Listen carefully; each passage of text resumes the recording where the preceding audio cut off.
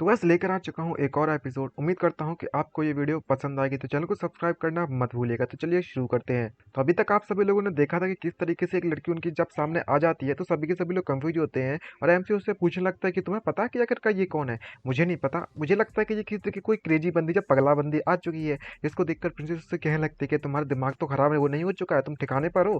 पीछे से ये बात सुनने के बाद उस लड़की को काफी गुस्सा आती है और पीछे चिल्लाते हुए कहने लगती है कि तुम किसे पागल कहने में लगी हुई हो, तुम्हें पता भी है कि मैं कौन हूँ। चलो सबसे पहले तुम्हें अपने आप को तुम्हें इंट्रोड्यूस करवाती हूँ। मैं तुम्हारे तुम्हारे बॉस की एक कलीग हूँ, यानी कि तुम्हारे बॉस के साथ काम किया करती थी, जिसको तुम तुम्हारे सिस्टम के नाम से भी जानते हो। बस हमारा डिपार्टमेंट अलग अलग है और कुछ भी नहीं। ये बात सुनने के बाद हमारा एमसी पूरा कंफ्यूज होता है और उससे पूछने लगता है और कहने लगता है कि इसका मतलब ये हुआ कि तुम भी एक सिस्टम हो, बिल्कुल मेरी सिस्टम की तरह, लेकिन तुम्हें देखकर लगता तो ऐसा बिल्कुल भी नहीं है। इसको देखने के बाद वो अपनी तारीफ करती है और कहने लगती है कि मैं एक हाईली इंटेलिजेंस मॉडल हूँ, तुम्हारे बेवकूफ और गधे जैसे सिस्टम के तो बहुत ही ज्यादा स्मार्ट। चलो मैं तुम्हें एक और बढ़िया बात बताना चाहता हूँ। और लास्ट ग्रेट वॉर जो हुई थी उस समय पर तुम्हारे जो सिस्टम का जो सेंट्रल प्रोसेसर है वो डैमेज हो चुका था करप्टिंग फोर्स के कारण। तो इसलिए अभी तक उसने पूरी तरीके से अपने आप को रिकवर नहीं किया है और इसलिए इसका दिमाग अब पागल तरह काम करता है। तुम्हें शायद इसके बारे में पता नहीं होगी, जी बच्चों जैसी हरकतें देता है तुम्हारा सिस्टम तो, लेकिन एक्चुअली में देखा जाए तो काफी ज्यादा पेटी है, मानना तो पड़ेगा। जो बात सुनने के बाद हमारा एमसीबी का कहीं शौक हो जाता है, लेकिन असलियत में ऐसा होता है कि हमारे एमसी के सिस्टम ने इसे एक जोर सा झटका दिया होता है येलो गर्ल वाली को, आई मीन दूसरे सिस्टम को।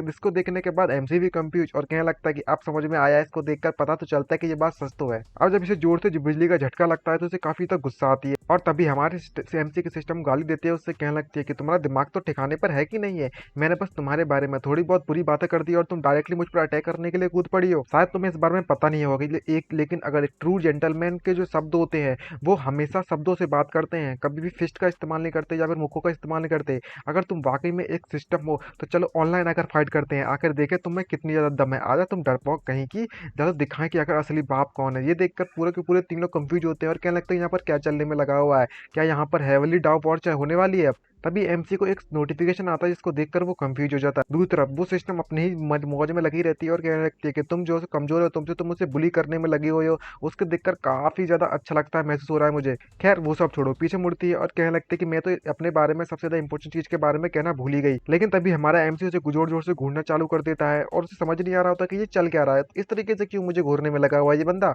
तो एमसी उससे कहने लगता है कोई बात नहीं, कोई बात नहीं, मैं तो बस ये कहना चाहता था कि मैंने कभी भी सिस्टम्स को इस तरीके से आर्ग्यू करते हुए नहीं देखा ना, तो तुम मुझे बता सकते हो कि आखिरकार यहाँ पर सबसे ज्यादा इंपॉर्टेंट चीज कौन सी है। तो पता चलता है कि हमारे सिस्टम ने मिशन दिया होता है हमारे एमसी को और कहा रहता है कि अगर तुम इसे शर्मिंदा कर देते हो, इसकी बेइज्जती करते हो, तो तुम्हें इसके बदले में 1000 पॉइंट्स मिलेंगे। लेकिन दूसरी तरफ जो येलो वाली सिस्टम है उससे कहने लगते कि इस बार तुमने इस बार बहुत ही पावरफुल करप्टिंग फोर्स के साथ फाइट किया है, मानना तो पड़ेगा, लेकिन आखिरकार तुम्हारे इस फाइट के दौरान क्या थॉट्स है, तुम्हारे क्या विचार हैं। तो एलिस भी उसकी बात सुनती है, उससे कहने लगती है कि ये वाकई में काफी ज्यादा कठिन तो हमारे लिए, हमारी जो पावर है, कॉम्बैट पावर है, वो इतनी ज्यादा नहीं है कि इससे पावरफुल एनिमी को हम संभाल पाए। तो प्रिंसेस भी इस बात से एग्री होती है और कहने लगती है कि मैं सिर्फ और सिर्फ एक ही बंदे को झेल सकती हूँ। जहां पर हमारा एमसी भी थोड़ा उदास होता है और कहने लगता है कि जो सोल ट्रांसमिग्रेशन की जो रिस्ट्रिक्शंस है वो वाकई में बहुत ज्यादा है। इस बात को लेकर तो मैं भी एग्री हूँ और मैंने अभी तक पूरी तरीके से अपनी पावर को यूटिलाइज करना भी नहीं सीखा है और यहाँ पर कई सारी परेशानियां वाली चीज का सामना करना पड़ा है। अगर फ्यूचर में भी ऐसा चलता रहा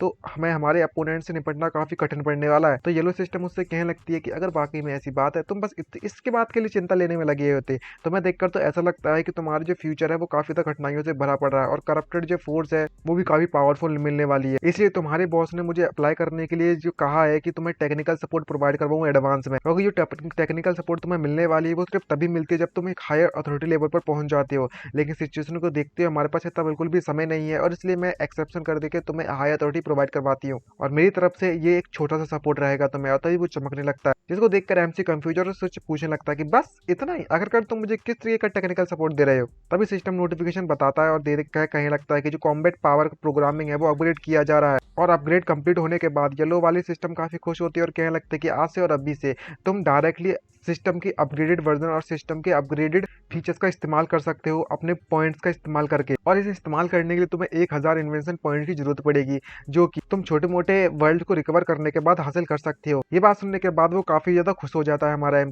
जिसे देखकर येलो सिस्टम उससे कहने लगती है कि ये कोई हेवनली डाउ एनर्जी नहीं है जो कि ये एक मिलिट्री सप्लाई है, तुम्हें फ्री में प्रोवाइड नहीं करवा जाएगी। अगर तुम पावरफुल बनना चाहते हो तो तुम्हें खुद इसे कलेक्ट करना पड़ेगा। तुम्हें ये बात समझ में आई? जिसको देखकर एमसी उसकी बेइज्जती करते हुए उससे क्या लगता है कि नहीं नहीं, मैं तो बस इस बात को लेकर काफी ज्यादा क्यूरियस रेस होने में लगा हुआ था कि तुम में और मेरे बॉस में कौन सा सिस्टम सबसे ज्यादा पावरफुल है। ये सुनकर ये कंफ्यूज और उससे पूछते कि तुम ये सब क्यों पूछने में लगे हो मुझसे। तो हमारा एमसी उसकी और ज्यादा बेइज्जती करता है, उसके साथ साथ उसके दोनों साथी भी आते हैं और उससे कहने लगता है कि खैर तुम देख ही सकते हो, तुम्हें अभी हमारे बॉस के द्वारा लाइटनिंग के द्वारा स्ट्रक कर दिया गया था, मतलब बिजली का झटका जोर से दिया गया था, लेकिन तुम यहाँ पर कुछ भी नहीं कर पाई। तो तुम्हें क्या लगता है कि कौन सबसे ज्यादा पावरफुल होगा। और इस बात से हमारी एलिस भी मजे लेती है और उससे कहने लगते है कि अरे नहीं अरे नहीं, क्या जो हेवनली डाउ के सिस्टम है वो पावरफुल नहीं होने चाहिए थे। तो प्रिंसेस भी हाथ नहीं मानती है और वो भी अपना हाथ साफ करते हुए कहने लगती है कि सिर्फ और सिर्फ ऐसे कमजोरी लोग होते हैं जो कि शब्दों का इस्तेमाल करते हैं फाइटिंग के लिए।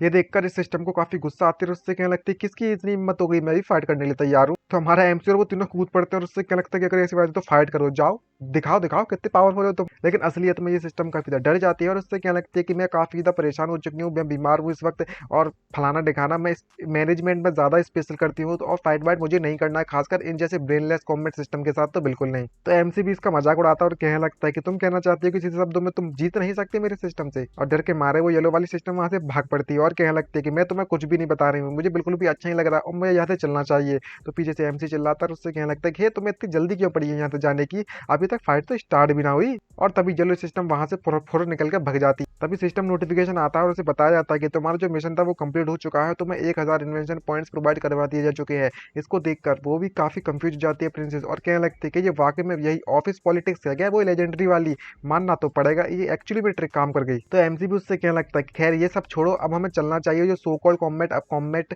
कंपोनेंट है उसके बारे में देखते हैं कि सिस्टम ने हमें क्या दिया है। और तभी सिस्टम से एक्टिवेट करने के लिए कहने लगता है एनहेंसमेंट के लिए, और इसे एनहेंस करने के लिए कम से कम इसे 1000 पॉइंट की जरूरत पड़ेगी। तो हमारा एमसी ज्यादा कुछ सोचता नहीं है और तुरंत अपनी कॉम्बैट पावर को एनहेंस करने के लिए एक्टिवेट कर देता है। और तभी हमारे एमसी के सामने एक अजीब सी बुक आ जाती है, जिसको देखकर ये कंफ्यूज और सोचने लगता है कि आखिरकार ये क्या चीज है। और तभी सिस्टम के द्वारा हमारे एमसी को स्पेशल एनहेंसमेंट वाउचर प्रोवाइड करवाया जाता है। और जब वह लोग इसकी बुक की डिस्क्रिप्शन देखते हैं तो इस आइटम का यूज कुछ इस तरीके से होता है कि इसमें हेवनली डाउ की पावर का एसेंस मौजूद है, और स्पेशली कोई भी एक एबिलिटी या फिर किसी भी एक आइटम के पावर लेवल को और भी ज्यादा बढ़ाया जा सकता है अगर तुम इसका इस्तेमाल करते हो तो। जिसको देखकर वो कंफ्यूज होता है और कहने लगता है कि अब इसका क्या यूज करूं मैं, और उन दोनों को भी बताता है कि ये एक एनहेंसमेंट आइटम है, खैर देखते हैं, ट्राई कर देखते हैं, पता चल जाए। और तभी बिना कुछ सोच समझे वो इसे ट्राई करने के लिए आगे बढ़ता है और उससे कहने लगता है कि अब मैं अपने इमूवेबल टर्टल वाली जो टेक्निक है ना उसे अपग्रेड करने के लिए सोचता हूँ, चलो देखते हैं, क्योंकि वो काफी ज्यादा टूटने में लगी हुई थी और कॉन्स्टेंटली मेरे किसी काम के नहीं आने वाली थी, तो मुझे लगता है कि मुझे इसे पावरफुल बनाना चाहिए। और जैसे ही वो उसे अपग्रेड करता है तभी वहां पर एक बहुत ज्यादा रोशनी चमकती है गोल्डन कलर की, और सिस्टम नोटिफिकेशन देते हुए बताने लगता है कि तुम्हारा जो immovable as a turtle technique है उसे एनहेंस कर दिया जा चुका है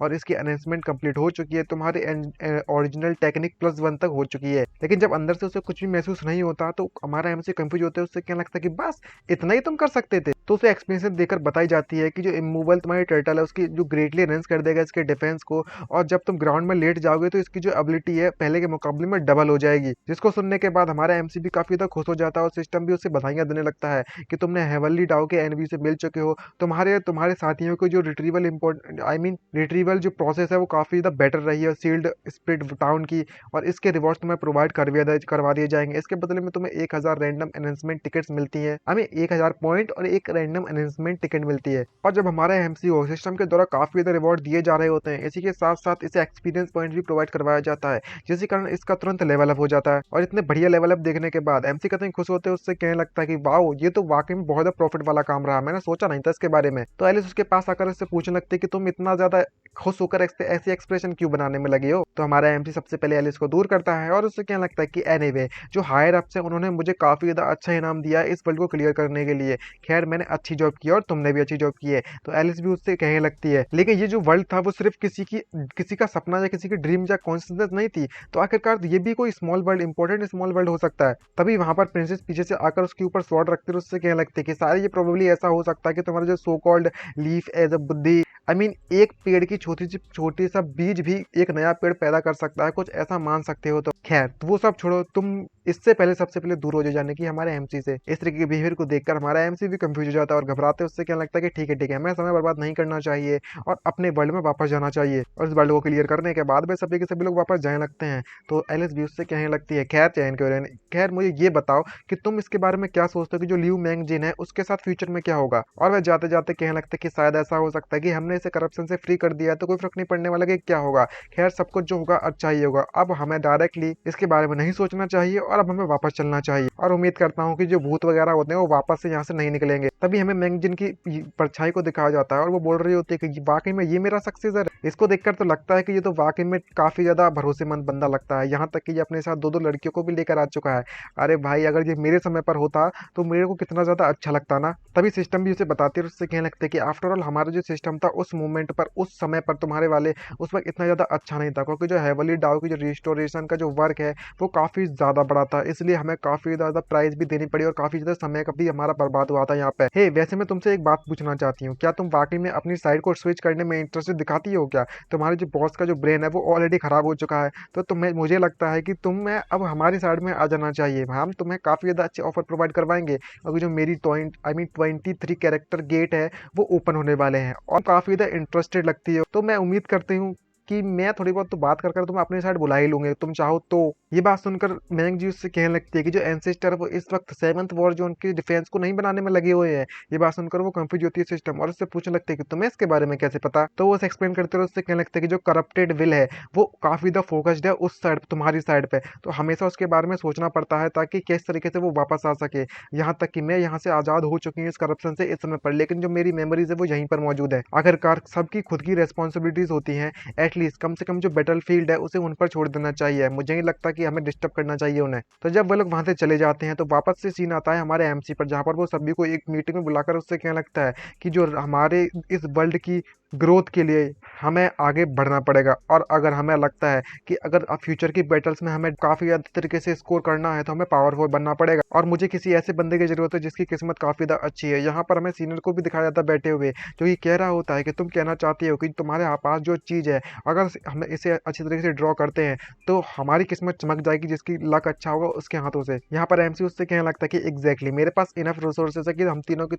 तुमने एक एक बार ट्राई कर सकती हो, लेकिन अभी तक मैंने अपनी लक को ट्राई किया है तो मुझे पता चला है कि मेरी किस्मत वाकई में बहुत ज्यादा खराब है। हमेशा से लगता है कि मेरे पास सबसे ज्यादा खराब आउटकम ही आते हैं। इसको देखकर एलिस उससे कहने लगती है कि ओह 3 ट्रायल्स हैं, कैसा लगा कि हम सभी के सब लोग एक बार ट्राई करें। तो ये देखकर एमसी भी काफी ज्यादा खुश हो जाता है, इस बात से तुरंत एग्री होता है और तुरंत एलिस को बुलाकर उससे कहने लगता है कि तुम सबसे पहले ट्राई कर सकती हो, और तभी वहां पर 100 पॉइंट्स डिडक्ट हो जाते हैं और उनकी एबिलिटी को उसके जो रैंडम स्पिन होता है ना वो एक्टिवेट हो जाता है। तभी एलिस उससे कहने लगती है कि हे भगवान, हे हेवनली डाउ, प्लीज लेजेंडरी आइटम दे देना यार मुझे। लेकिन जैसे ही एलिस वहां पर क्लिक करती है तो वहां पर रोशनी चमकने लगती है और उसके इस रैंडम वाले स्पिन से एक अजीब चीज बाहर निकलती है, जिसको देखकर वो काफी उदास होती है और उससे कहने लगती है कि मेरी किस्मत वाकई में इतनी खराब है कि। जहां पर हमारा एमसी उसे एक्सप्लेन करते हैं, उससे कहने लगता है कि तुम्हें ज्यादा इसके बारे में सोचने की जरूरत नहीं है, मुझे लगता है कि जो भी तुमने निकाला है वो काफी ज्यादा काम की आने वाली है चीज, और जो स्किल एलिस को मिली होती है उसके अनुसार जितनी ज्यादा पावर का इस्तेमाल करोगे उस तरीके से तुम टॉन्ट कर कर अपने दुश्मन को कहीं भी भटका सकते हो। जिसको देखकर एलिस को ये बात पसंद नहीं आती और उससे कहने लगता है कि तुम वाकई में इस बात को लेकर श्योर हो कि ये कोई हेवनली डाउ सिस्टम है।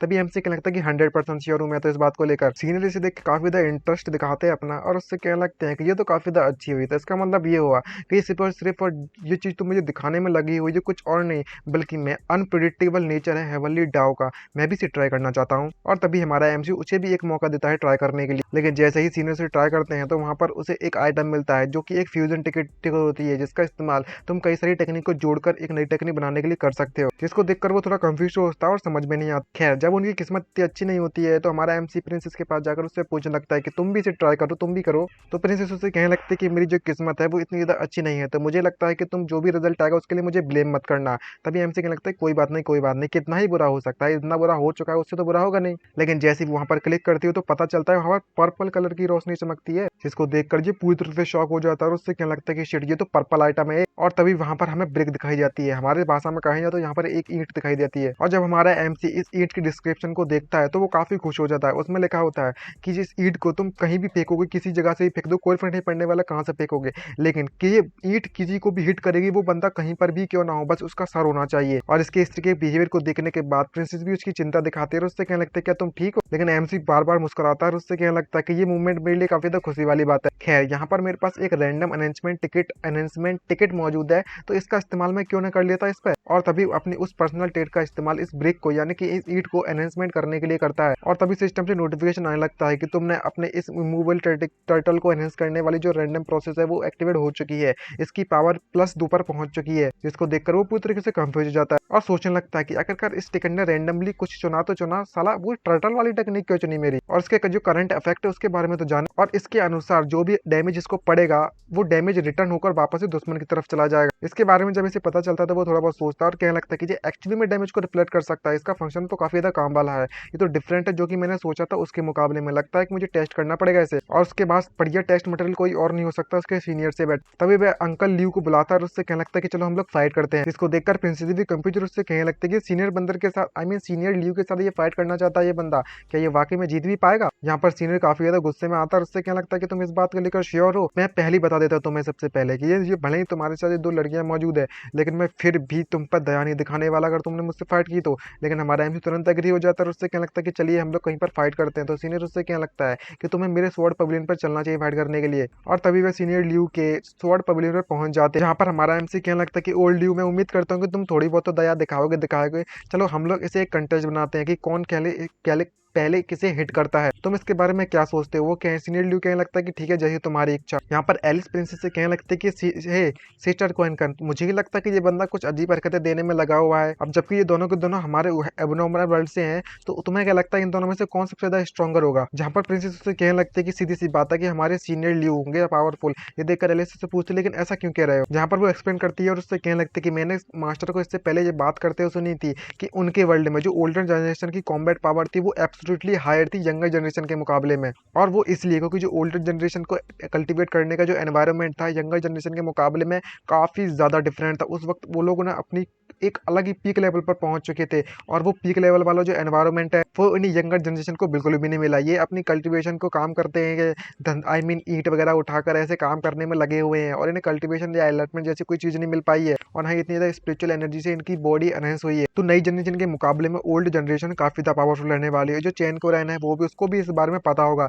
मुझे लगता है कि इसके पास कुछ तो ऐसी चीज है जिसपे ये इतना ज्यादा डिपेंडेंट है। तभी हमारा एमसी उससे कहने लगता है कि चलिए एल्डर आप सबसे पहले शुरू कीजिए। जहाँ पर सीनियर भी काफी गुस्से में अपनी स्वॉर्ड को बुला लेता है वहां पर, और तुरंत हमारे एमसी की तरफ अपनी स्वॉर्ड को थ्रो कर देता है। लेकिन तभी उसकी शील्ड वहां पर एक्टिवेट हो जाती है और पता चलता है कि उसकी शील्ड को कुछ भी नहीं होता, बल्कि जो स्वॉर्ड उसके तरफ फेंकी गई थी सीनियर की तरफ वो वहीं पर टूट जाती है। और उसके अलावा इतना ही नहीं, उसकी जो स्वॉर्ड में इतना भी डैमेज हुआ था वो रिटर्न होकर सीनियर की तरफ जाने लगता है। जिसको देखकर सीनियर भी पूरी तरीके से कंफ्यूज हो जाते हैं और काफी शॉक होते हैं कि ऐसा पहली बार देख रहे हैं ये चीज, ये काफी ज्यादा इंटरेस्टिंग है। मैंने इसके बारे में नहीं सोचा था कि तुम मेरी ही क्यू को वापस से रिफ्लेक्ट कर दोगे। लेकिन तुम्हें कभी इस बारे में भूलना नहीं चाहिए कि आखिरकार मैं थोड़ी सी और ज्यादा पावर का इस्तेमाल करूंगा तो तुम्हारी जो शील्ड है उसके टुकड़े टुकड़े हो जाएंगे। लेकिन हमारा एमसी भी एक नंबर का हरामी है, वो मिडिल फिंगर दिखाता है, वो भी दोनों हाथों की, ताकि उसको और ज्यादा गुस्सा दिला सके। और सीनियर को इस बात से गुस्सा बहुत ज्यादा आता है, जिससे गुस्से के कारण वो अपने गुस्से पर कंट्रोल नहीं कर पाते हैं और फुल फोर्स में हमारे एमसी पर बदला लेने के लिए अटैक कर देते हैं। लेकिन जब सीनियर उस पर अटैक करते हैं तभी वो कुछ नोटिस करते और अजीब सी चीज लगने लगती है और कहने लगते हैं कि मुझे एक बात समझ नहीं आई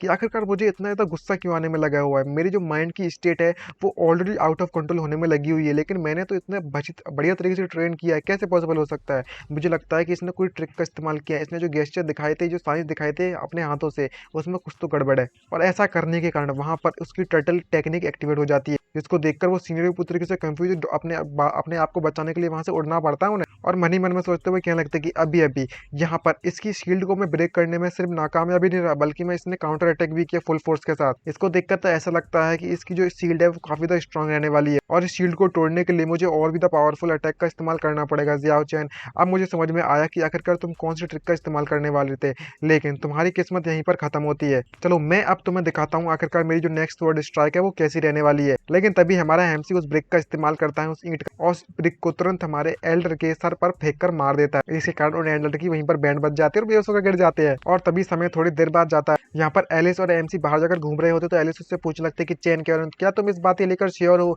कि तुमने हमारी प्रिंसेस यानी क्वाइन को उस एल्डर के पास छोड़ दिया है स्वॉर्ड पवेलियन में। ये बात सुनकर वो उससे पूछ लगते कि इसमें तो क्या गलत हुआ। तो एलिस काफी घबरा रही होती है, उससे कहने लगते के लिए एल्डर ल्यू को देखकर तो ऐसा लगता है कि वो इस वक्त काफी ज्यादा गुस्से में है। तो मैं लगता है कि वो अपना सारा सारा गुस्सा उस क्वीन पर निकालेंगे। लेकिन हमारा एमसी शांत करते उससे कहने लगता है कि तुम्हें चिंता करने की बिल्कुल भी जरूरत नहीं, क्योंकि जो ओल्ड ल्यू लियो है वो इस तरीके का बंदा बिल्कुल भी नहीं है। ज़्यादा से ज़्यादा वो क्वीन को बस ट्रेन करेगा और वापस से उसे छोड़ देगा। तुम्हें चिंता करने की जरूरत नहीं है, वो मेरा गुस्सा उस पर नहीं निकालेगा। लेकिन ये बात सुनने के बाद हमें पता चलता है कि एलिस वहाँ पर काफी ज्यादा उदास खड़ी हुई होती है और उससे कहने लगता है कि मुझे पता नहीं कि मुझे बहुत ज्यादा रिग्रेट महसूस होने में लगा हुआ है। हे चैन कुरन, मुझे भी यहाँ पर पावरफुल बनना है, तो मुझे भी पावरफुल बनने के लिए कुछ कर सकते हो क्या? अगर मैं भी पावरफुल होती तो शायद उस लियो मैगजीन वाले वर्ल्ड में उसे लियो मैगजीन को सेल्फ डिस्ट्रक्ट नहीं होना पड़ता मेरे कारण। जिसको देखने के बाद एमसी उससे पूछता है लेकिन तुम्हें कल्टीवेट करना पसंद नहीं था ना, अब क्या हुआ तुम्हें? जिसको देखकर एलिस चिल्लाते हैं, उससे कहने लगती है कि ये चीज पूरी तरह से डिफरेंट है। तो एमसी उससे कहने लगता है कि एक्चुअली में मैं भी इसके बारे में थोड़े समय से सोचने में लगा हुआ हूँ। ये बस बात इतनी सी है कि यहाँ पर ये एक ऐसी परेशानी है जिसे सॉल्व करना इतना आसान नहीं रहने वाला। जिसको देखकर वो पूछती है कि आखिरकार किस प्रॉब्लम की बात कर रहे हो? तो हमारा एमसी उससे कहने लगता है खैर इसके बारे में भूल जाओ। तो मैं सच सच बताऊं तो हमारे जो नेबरहुड में जितने भी लोग रहते हैं वो ईस्टर्न स्टाइल के सारे एक्सपर्ट हैं, और जो सीनियर हमारे सबसे ज्यादा नजदीक है उसमें सारे के सारे स्टाइल वो यूज करते हैं। लेकिन बात करें तुम्हारे बारे में तो तुम्हारे देखकर साफ साफ क्लियर लगता है कि तुम वेस्टर्न फैंटेसी मेज टाइप वाली इस टाइप की वाली स्टाइल वाली टेक्निक को सीख सकती हो, और मुझे कोई भी एक्सपर्ट नहीं पता तुम्हारे फील्ड में, सही बताऊं तो। और ये बात सोच कर वो दोनों दोनों उदास हो जाते हैं। तो लिस्ट कहने लगते हैं कि अब हमें क्या करना चाहिए। और तभी हमारे एमसी की नजर एक स्टोर पर जाती है जहाँ पर साफ साफ चिल्ला चिल्ला कर कोई कहने में लगा होता है कि आ जाओ, जो रजिस्ट्रेशन पिल है और जो हाइस्ट पिल है, कंप्लीट टॉनिक पिल है, और कई सारी पिल्स और कई सारी मेडिसिन वहाँ प्रोवाइड करवाई जाती हैं। और ईट्स मीस्ट बेस्ट, यानी कि हर तरीके की टेक्निक तुम्हें प्रोवाइड करवाई जाएगी। इस तरीके की बातें सुनने के बाद उन दोनों के दिमाग में एक आइडिया आता है। तो एलिस उससे पूछती है कि तुम्हें ऐसा लगता है कि ऐसा ऐसा पॉसिबल हो सकता है ये जो कहने में लगा हुआ है वहाँ पर ईस्ट और वेस्ट की टेक्निक को फ्यूजन कर मुझे सिखाया जा सके? ये देखने के बाद एमसी के दिमाग की बत्ती जल जाती है और उससे कहने लगते हैं कि हाँ ट्राई तो करना बनता है। और तभी वे सभी के सभी लोग एक मार्केट पर पहुंच जाते हैं। जिसे देखकर वो कंफ्यूज होते हैं और उससे पूछने लगते हैं कि चैन करें तुम मुझे बता सकते हो कि तुम मुझे यहाँ पर क्यों लेकर आए हो? तुम मुझे किसी सीनियर के पास नहीं ले जाने वाले थे क्या? तो एमसी उससे पूछता है कि यहाँ पर सबसे ज्यादा खतरनाक और फॉर्मिडेबल सीनियर है, चलो हम उन्हें देखने के लिए आए। और वो सब्जी मंडी में आए होते हैं सबसे ज्यादा पहले, जहाँ पर हमारा एमसी कहने लगता है कि तुम्हें वो सामने दिख रही है, जहाँ पर हमें पता चलता है ये ग्रांड माँ तो वहाँ पर मेलन्स खरीद रही होती है। लेकिन उस बंदे की जो प्राइस है वो काफी ज्यादा होती है। लेकिन ग्रांड माँ कहाँ हार मानने वाली, वो भी प्राइस में भाई बार्गेनिंग करना चालू कर देती है और वो इसको देखकर काफी ज्यादा सीरियस होती है। लेकिन ये बात उसको बिल्कुल भी पसंद नहीं आती। चिल्लाते उससे कहने लगता है कि तुम्हें काफी ज्यादा परेशानी हो रही है कि नहीं लेना तो मत लो ना। लेकिन जब वो अपनी आंखें खोलकर देखता है मोबाइल से निकालने के बाद तो पहचान लेता है उस ग्रैनी को और उससे कहने लगता है कि जरा एक मिनट रुको, तुम तो वांग चुनियान हो ना, वो ईस्ट स्ट्रीट मार्केट की सबसे ज्यादा हैगलिंग पावरफुल मास्टर, आप यहाँ पर क्या कर रही हो? और इसकी शक्ल देखने के बाद वो तुरंत मान जाता है और वो वहां से जाने लगती है। लेकिन ग्रैनी उन दोनों को महसूस कर लेती है और कहने लगती है कि तुम मुझे काफी समय से फॉलो करते हुए आने में लगी हुई हो, अब तुम मुझे बता सकते हो कि ऐसा क्यों किया जा रहा है? तभी हमारा एमसी उसके पास आकर इंट्रोडक्शन देता है और उससे कहने लगता है कि सीनियर वांग, मैं बस इंट्रोड्यूस करवाना चाहता था सीनियर लियू फेंग जियान के द्वारा, तो मैं बस चाहता था कि आप मेरे फ्रेंड को एंशिएंट मार्शल आर्ट्स के बारे में सिखाओ कोई। ये बात सुनकर उसे पसंद नहीं आती ये बात और वो उसे इग्नोर कर देती है और उससे कहने लगती है कि मैं एक ओल्ड वुमन बन चुकी हूँ और मुझे ये सब चीजें बिल्कुल भी पसंद नहीं है अब। लेकिन तभी हमारा एमसी वहाँ पर ट्रिक इस्तेमाल करता है और उसे ट्रिक बेवकूफ बनाते हैं। उससे कहने लगता है कि जो सीनियर लियू है उन्होंने मुझसे रिसेंटली में ये कहा था कि उन्होंने अभी अभी रिसेंटली में एक टैलेंटेड डिसिपल लिया है और उन्होंने एक बार कहा है कि मैं उसे काफी अच्छी तरीके से ट्रेन करने में लगा हुआ हूँ, उसके बाद जो वो एंशिएंट मार्शल आर्टिस्ट स्टाइल को पूरी तरीके से तबाह कर रख देगी। और इसी कारण से इसने मेरे फ्रेंड को रिजेक्ट कर दिया था उस वक्त। और जब ये बात ग्रेनी को पता चलती है तो ये बात उसे बिल्कुल पसंद नहीं आती और कहने लगती है कि तुम वाकई में लगता है कि वो बंदा एंशिएंट मार्शल आर्ट स्टाइल को पीट सकता है? जहाँ पर हमारा एमसी आग में घी डालने का काम करते हैं उससे कहने लगता है कि एग्जैक्टली में उन्होंने ये भी कहा था कि जब लास्ट टाइम उनसे जब तुम दोनों ने फाइट की थी तो उस मूवमेंट पर तुम सिर्फ और सिर्फ आधे आधे कदम के साथ या फिर थोड़ी सी पावर के साथ नहीं आ रहे थे, बल्कि मैं साफ साफ बहुत बड़े डिस्टेंस के साथ आ रहे थे। और ये बात ग्रैनी को बिल्कुल भी पसंद ना आती और जिससे उसे काफी गुस्सा आता है और वो अपनी पावर को रिलीज कर देती है। और जब एलिस इतनी पावरफुल को पावर देखती है तो वो काफी डर जाती है और उससे कहने लगती है कि तो काफी स्ट्रांग। और तभी वहां का माहौल काफी ज्यादा सीरियस हो जाता है जहाँ पर ग्रैनी उससे कहने लगते है कि ठीक है तुम मुझे फॉलो करो। और तभी वो लोग एक अजीब सी बिल्डिंग पर पहुंच जाते हैं और ग्रैनी उससे कहती है कि यंग लेडी अब तुम्हें अंदर जाना चाहिए। और एमसी भी उससे खुश होता है लेकिन एलिस को समझ नहीं आ रहा होता कि क्या चल रहा है। लेकिन जैसे ही एलिस जब अंदर आती तो पता चलता है ग्रैनी ने तुरंत जाकर उस दरवाजे को बंद कर दिया, जिसको देखकर वो डर जाती है और जोर जोर से चिल्लाना चालू कर देती है और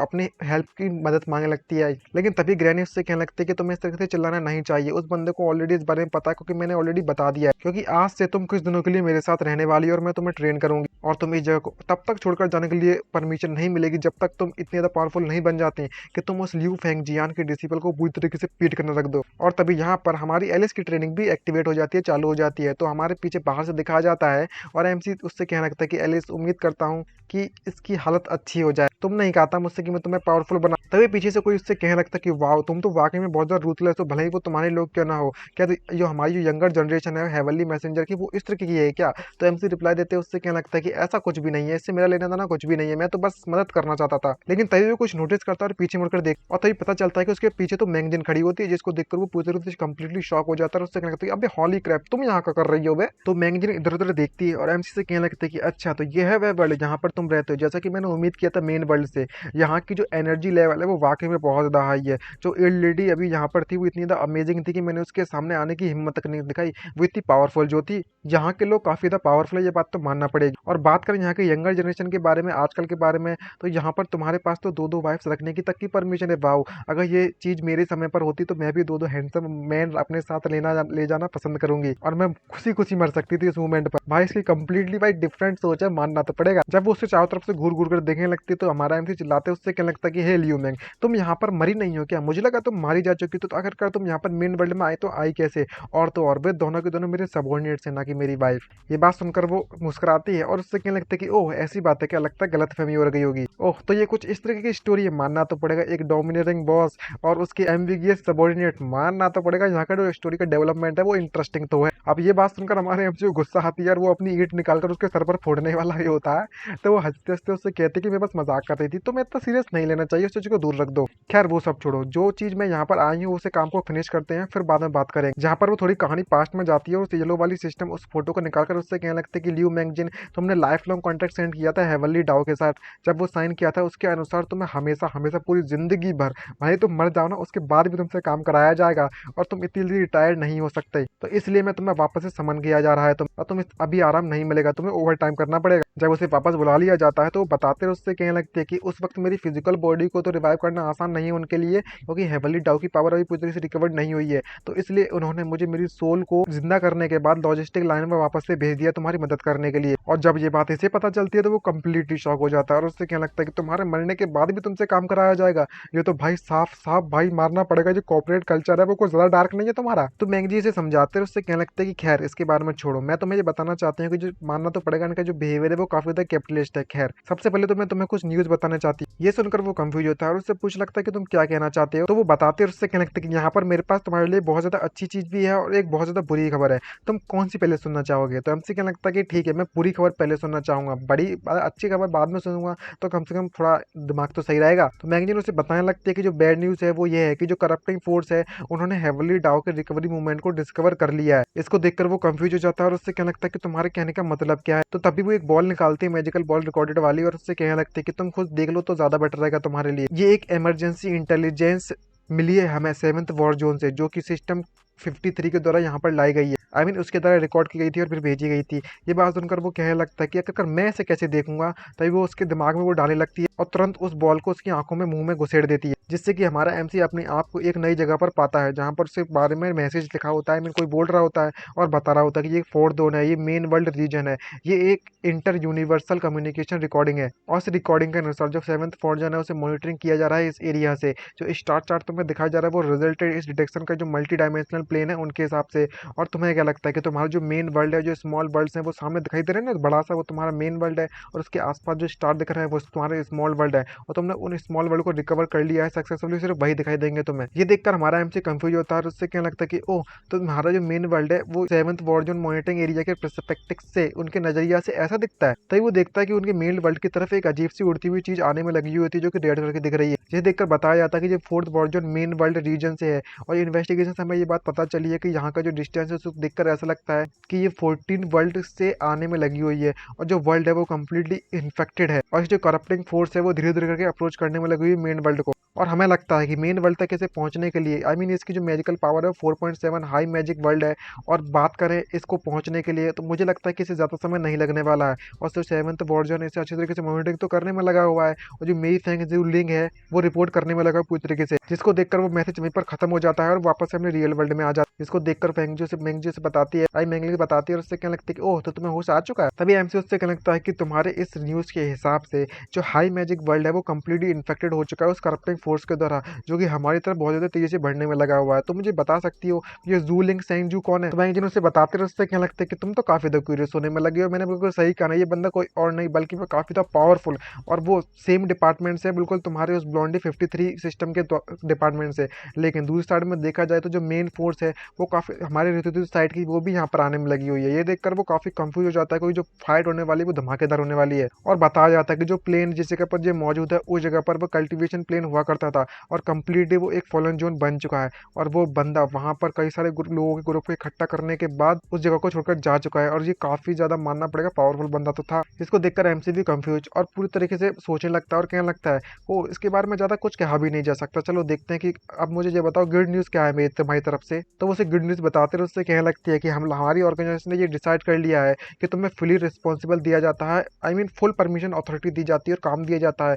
इस करप्शन वर्ल्ड के इन्वेंशन को रोकने के लिए। ये देखकर वो कहने लगता है और पूछता है हमारा एमसी, अगर ऐसी बात है तो मुझे बता सकते हो कि हमारी मदद कौन करने वाला है, क्योंकि जो हमारी हेवनली डाउ सिस्टम है वो काफी ज्यादा बिग है, तो मुझे ही लगता है कि तुम कहीं अकेले मुझसे काम तो नहीं कर पाओगे। ये देखकर वो खुश होते रहे, उससे कहते कि ऑफकोर्स ये बात ऐसा नहीं होने वाला, क्योंकि तुम्हारी हमारी जो ऑर्गेनाइजेशन है स्पेशली मुझे यहाँ पर भेजा है तुम्हें फुल्ली सपोर्ट करने के लिए, मोरल सपोर्ट के लिए। और अगले ही पल हमारा एमसी वहां से छू मंतर हो जाता है और गायब हो जाता है, जिसको देखकर वो कंफ्यूज होते हैं, उससे कहने लगता है कि तुम कहाँ पर जाने में लगे हो। तभी हमारा एमसी किसी कॉल करता है और कहने लगता है कि हेलो ओल्ड ल्यू, क्या यहाँ पर कौन कौन मौजूद है, हमारी प्रिंसेस वहाँ पर मौजूद है क्या, मुझे उससे थोड़ी देर के लिए बात करनी है। मैं उम्मीद करता हूँ कि वहाँ पर तुम्हारा ट्रेनिंग अच्छे से चल रही होगी और तुम सभी के सभी लोग एक जगह पर कलेक्ट हो जाओ, मैं तुमसे एक बहुत ही इंपॉर्टेंट बात करना चाहता हूँ। दूसरा मैगजीन को पूरी से ये बंदा इग्नोर कर देता है, चिल्लाते चिल्लाते उसके पास आती और उससे कहने लगते कि अरे यार मैंने अभी तो पूरी बात भी नहीं कही और तुम यहाँ से निकल पड़े, मैं बस तुम्हें फायर सपोर्ट के लिए आना चाहती थी। और तभी थोड़ी सी परमिशन हमारे एमसी को प्रोवाइड करवाई दी जाती है। इसको देखकर वो कंफ्यूज हो जाता है और काफी ज्यादा शॉक भी होता है, क्योंकि उसे एक मैप टाइप की चीज मिलती है। यहाँ पर जैसे बताती है, एक्सप्लेन करती है कि ये जो बैटल फील्ड है वो फ्रंट लाइन बैटल फील्ड है, ये अभी भी फाइट चलने में लगी हुई है वहाँ पे। और जिस वर्ल्ड में तुम नेक्स्ट जाने वाले हो वो आई मीन जाओगे, वो वर्ल्ड अभी भी रजिस्ट करने में लगा हुआ है इस करप्टिंग फोर्स से, और वहाँ पर हेवनली डाउ को पूरी तरीके से सेटल कर दिया जा चुका है। और वर्ल्ड का नाम X04 वर्ल्ड है और world type cultivation world level 3.5 लो मैजिक स्टेटस अभी वॉर पर चलने में लगी हुई है। अगर तुम वहां पर उस वर्ल्ड को रिकवर करने में कामयाब रहते हो तो हमें बहुत ही ज्यादा रियल सपोर्ट मिलने के लिए आई मीन पॉसिबिलिटीज हैं। और एमसी के द्वारा सभी को एक रूम में बैठा दिया जाता है और सारी सिचुएशन एक्सप्लेन करता है, तो सभी लोग काफी ज्यादा कंफ्यूज होते हैं। और एमसी उन्हें बताने लगता है कि जो हाई मैजिक वर्ल्ड है वो हमारे नजदीक आने में लगा हुआ है, हमारे वर्ल्ड पर अटैक करने के लिए, और कम्प्लीटली पूरे के पूरा करप्शन पावर से भरा पड़ा है। ये बात सुनने के बाद सीनियर भी काफी कंफ्यूज होते हैं, उससे कहने लगता है कि ये बासठ कहीं कि अगर ये वाकई में हमारी स्पिरिचुअल एनर्जी कमजोर ना होने कारण होता तो हम लोग कब तक इन सभी को एक ही झटके में हरा चुके होते। तभी एमसी उससे कहने लगता है कि इसलिए हम सभी को इस सिचुएशन अगर निपटना है तो हेवनली डाउस की प्लान को हमें फॉलो करना ही पड़ेगा। और इसलिए मैंने सोचा है कि मैं एलिस की ट्रेनिंग खत्म होने के बाद उसे अपने साथ ले जाना चाहूंगा, ताकि हमारे पास जितने ज्यादा ट्रम्प कार्ड होंगे उतने ज्यादा बेटर रहेंगे। ओल्ड ल्यू, आखिरकार जो प्रिंसेस की ट्रेनिंग है, आई मीन कोएन की जो ट्रेनिंग है वो तुम्हारे साथ कैसे चलने में लगी हुई है। ये बात सुनकर वो थोड़ा घबराने लगता है, उससे कहने लगता है कि वो बंदी वाकई में बहुत ज्यादा टैलेंटेड है और ऑलरेडी काफी ज्यादा फॉर्मर पावर को दिखाने में लगी मेरी जैसी। लेकिन प्रिंसेस थोड़ी सी जो काफी ज्यादा मूड में लग रही होती है और उससे कहने लगती है कि मैं अभी भी काफी ज्यादा कमजोर हूँ, मैं अभी भी ट्रेनिंग करना चाहती हूँ। हे मास्टर, हमें यहाँ पर समय बर्बाद नहीं करना चाहिए, अब जबकि हमारे पास समय है तो क्यों ना हम एक और बार मेरी जो ट्रेनिंग है आज की वो कंप्लीट नहीं हुई है उसे कंप्लीट कर लिया जाए। ये बात सुनने के बाद उसको एल्डर भी काफी शॉक होते हैं, उससे कहने लगता है कि जरा एक मिनट रुको, तुमने ऑलरेडी काफी ज्यादा ट्रेनिंग कर ली है, प्लीज यहाँ पर तुम्हें वर्क और रेस्ट आराम को थोड़ा बैलेंस करके रखना चाहिए। इसको देखकर एमसी भी शॉक होता है और उससे कहने लगता है कि ओल्ड ड्यू, आखिरकार क्या परेशानी हो चुकी है, क्या तुम वाकई में इसे अच्छी तरीके से ट्रेन नहीं करना चाहते थे पहले। लेकिन ओल्ड ड्यू उसके पास आकर उससे कहने लगता है कि जियाओ आखिरकार तुम इस गर्ल को थोड़ी देर के लिए रोकते क्यों नहीं हो, ये लड़की बहुत ही ज्यादा स्टबर्न हो चुकी है। ये सुनकर वो कंफ्यूज होता है एमसी और उससे पूछने लगता है कि यहाँ पर क्या चलने में लगा हुआ है। तो बुढ़ऊ उसे बताते हैं, उससे लगता है कि सबसे पहले तो मैं इसको ट्रेन करना चाहता था और काफी अच्छी तरीके से वर्कआउट करवाना चाहता था, लेकिन किसे पता था इसके बारे में